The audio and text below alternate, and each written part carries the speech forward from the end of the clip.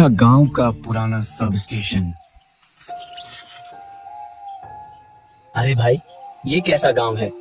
अभी शाम के 7 भी नहीं बजे और ऐसा लग रहा है जैसे आधी रात हो गई हो। मोबाइल का नेटवर्क भी चला गया और अब ये बिजली भी गुल हो गई।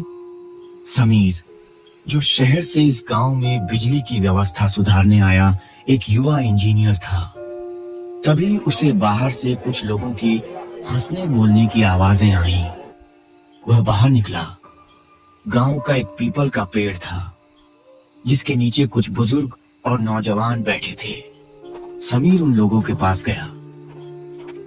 रामू काका, ये रोज का क्या झमेला है? शाम होते ही पूरे गांव का फ्यूज उड़ जाता है क्या? मैं पिछले 3 दिनों से देख रहा हूँ, जैसे ही अंधेरा होता है बिजली काट दी जाती है। आओ बेटा समीर, बैठो।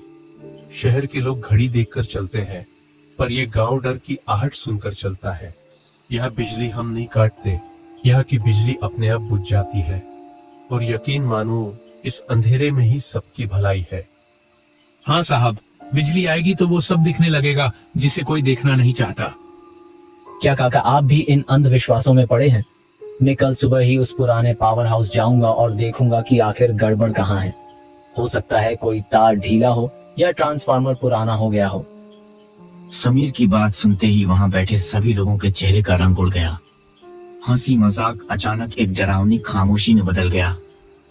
रामू काका ने बड़ी गंभीर नजरों से समीर को देखने लगे।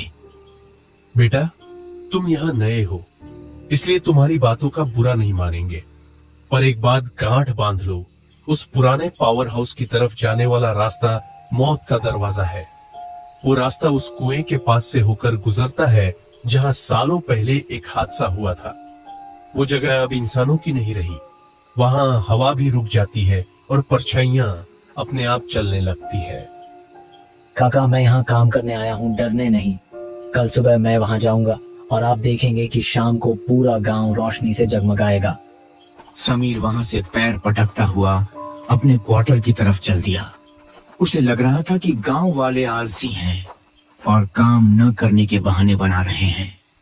उसने अपने कमरे में जाकर दरवाजा बंद किया।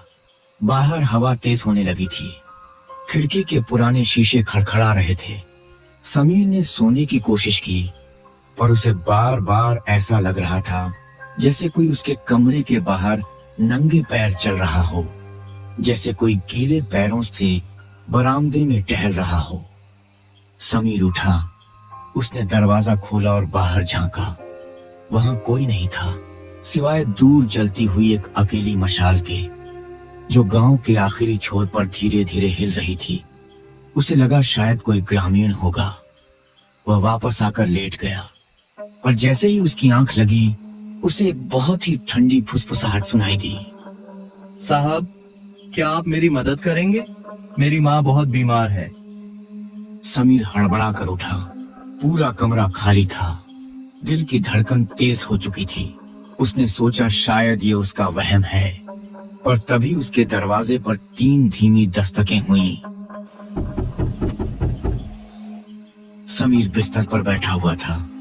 तभी दरवाजे पर फिर से वही 3 दस्तकें हुईं। इस बार आवाज पहले से ज्यादा साफ और नजदीक थी। समीर ने कांपते हाथों से कुंडी खोली। सामने एक युवक खड़ा था। उसका चेहरा इतना सफेद था मानो उसमें खून की एक बूंद भी न बची हो। कौन हो तुम? इतनी रात को यहाँ क्या कर रहे हो? तुम्हें पता नहीं कि ये सरकारी क्वार्टर है? साहब, माफ करना, मेरा नाम सोमेश है। मैं पास के ही खेत वाले घर से आया हूँ। मेरी माँ की तबीयत बहुत खराब है। उन्हें तेज बुखार है और सांस लेने में तकलीफ हो रही है। इस बारिश में कोई मेरी मदद नहीं कर रहा। सबने अपने दरवाजे बंद कर लिए हैं। साहब, मैंने सुना है आप शहर से आए हैं। आपके पास दवाइयाँ होंगी, कृपया मेरे साथ चलिए। समीर को एक पल के लिए अजीब लगा, पर एक बेबस बेटे की पुकार सुनकर उसका दिल पसीज गया। उसे रामू काका की बातें याद आईं, पर उसने सोचा कि शायद कोई वाकई मुसीबत में है। देखो सोमेश, मैं डॉक्टर नहीं हूँ। मैं तो यहाँ बिजली का काम देखने आया हूँ। पर हाँ, मेरे पास प्राथमिक उपचार की किट है। तुम डरो मत, मैं लेकर आता हूँ। क्या तुम्हारा घर बहुत दूर है? नहीं साहब, बस उस पुरानी पगडंडी के पार जहाँ वो पुराना कुआं है। हम पगडंडी से जाएंगे तो जल्दी पहुँच जाएंगे। बस आप जल्दी चलिए साहब, वक्त बहुत कम है। समीर अंदर जाके कुछ दवाएं अपनी जेब में डाल दी और सोमेश के पीछे पीछे चल दिया। जैसे ही वे क्वार्टर से बाहर निकले, सन्नाटा और गहरा हो गया। गांव की गलियां सुनसान थीं। सोमेश आगे आगे चल रहा था और अजीब बात यह थी, सोमेश के चलने की कोई आवाज नहीं आ रही थी। समीर को अपनी भारी चंपल की आवाज सुनाई दे रही थी, पर सोमेश जैसे हवा में तैर रहा हो। वे धीरे धीरे उस पुराने सब स्टेशन वाले रास्ते की ओर बढ़ने लगे। वह रास्ता घने पेड़ों से घिरा हुआ था। पेड़ों की टहनियां हवा में ऐसे हिल रही थीं, जैसे कोई विशाल हाथ उन्हें रोकने की कोशिश कर रहा हो। सोमेश, तुम लोग इस सुनसान इलाके में क्यों रहते हो? यहाँ तो बिजली के खंभे भी पुराने हैं। कल मैं इसी इलाके का मुआयना करने वाला था। साहब, हम वहाँ रहते नहीं हैं, हम वहाँ बंधे हुए हैं बरसों से। उस कुएं ने हमें कहीं जाने ही नहीं दिया। आप बस चलते रहिए, रास्ता थोड़ा कठिन है। तभी अचानक समीर को झाड़ियों में हलचल महसूस हुई। दोनों ने पीछे मुड़कर देखा। दूर अंधेरे में उसे दो चमकती हुई आंखें दिखाई दी। उसे लगा कोई जानवर होगा, पर तभी उसे इंसानी फुसफुसाहट सुनाई दी। एक और शिकार, आज फिर कोई इस रास्ते पर आया है। सोमेश, ये आवाजें कहाँ से आ रही हैं? आवाजों पर ध्यान मत दीजिए साहब, वो तो बस भटके हुए लोग हैं। हम पहुँच गए हैं, देखिए वो रहा मेरा घर। समीर ने सामने देखा। एक पुराना घर दिखाई दे रहा था। घर के बाहर एक पुराना बिजली का खंभा टेढ़ा होकर गिरा हुआ था। समीर जैसे ही उस घर के आंगन में पहुंचा, उसे एक बहुत तेज सड़न की बदबू आई। ऐसी बदबू जैसे कोई चीज महीनों से वहां मरकर सड़ रही हो।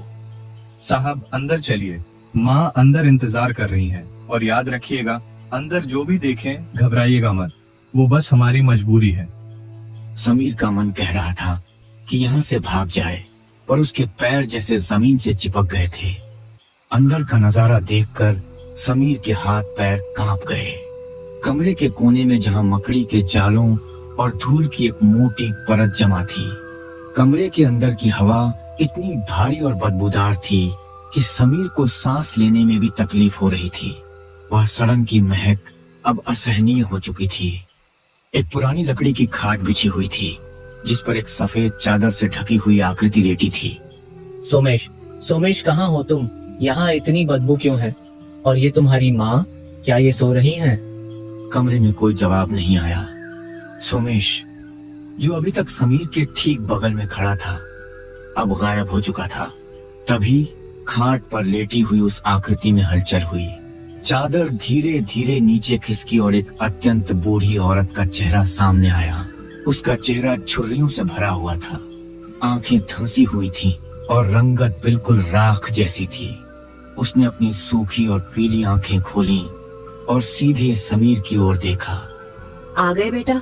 सोमेश कह रहा था कि शहर से कोई नया साहब आया है जो गांव का अंधेरा दूर करेगा। क्या तुम मेरा अंधेरा भी दूर कर दोगे? समीर के गले से आवाज नहीं निकल रही थी। उसके नाखून काले और लंबे थे और उसकी खाल हड्डियों से ऐसे चिपकी थी जैसे वह कोई कंकाल हो। जी माँ जी, सोमेश ने कहा कि आपकी तबीयत खराब है, उसे बुलाइए, मैं दवाइयाँ लाया हूँ। दवाई?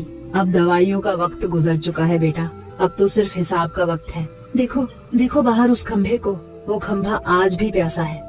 बाहर वही टूटा हुआ खंभा जो सोमेश के घर के बाहर गिरा था, अब अजीब तरह से चमक रहा था। अचानक कमरे की दीवार पर सोमेश की परछाई दिखाई दी, पर सोमेश वहाँ खुद मौजूद नहीं था। साहब, आप सोच रहे होंगे कि मैं आपको यहाँ क्यों लाया। ये कोई घर नहीं है, ये एक जेल है। 2 साल पहले जब ये खंभा गिरा था, तब गांव के लोग तमाशा देख रहे थे। किसी ने बिजली काटने की कोशिश नहीं की। मैं यहाँ तड़पता रहा। मेरी माँ मुझे बचाने आई और वो भी इसी नीली बिजली की चपेट में आ गई। समीर ने देखा कि बूढ़ी औरत खाट से उठकर बैठ गई थी। तो तुम लोग मर चुके हो? सोमेश, मुझे जाने दो, मेरा इसमें क्या कसूर है? मैं तो बस तुम्हारी मदद करने आया था। कसूर आपका नहीं है साहब, कसूर उस सिस्टम का है जिसने हमें भुला दिया। पर आज रात वो खंभा फिर से जिंदा होगा। उसे एक बलि चाहिए ताकि गांव की बिजली हमेशा के लिए लौट सके। मेरी माँ को मुक्ति तभी मिलेगी जब कोई इस खंभे को अपने हाथों से छुएगा और सारा करंट अपने अंदर सोख लेगा। समीर समझ गया कि सोमेश उसे बचाने नहीं बल्कि एक रूहानी सौदे के लिए यहाँ लाया है। वह बूढ़ी औरत अब समीर के बिल्कुल करीब आ चुकी थी। उसके मुंह से निकलने वाली ठंडी भाप समीर के चेहरे को छू रही थी। डरो मत बेटा, बस एक बार उस तार को पकड़ लो, सब ठीक हो जाएगा। सारा गांव रोशनी से नहा उठेगा। क्या तुम एक नेक काम नहीं करोगे? तभी अचानक समीर को ऐसा लगा जैसे वह किसी घर में नहीं बल्कि किसी कब्र के अंदर खड़ा है। उसने अपनी आंखें बंद की और जोर जोर से भगवान का नाम जपने लगा। नहीं, ये झूठ है। तुम लोग मुझे मारना चाहते हो, मुझे छोड़ दो।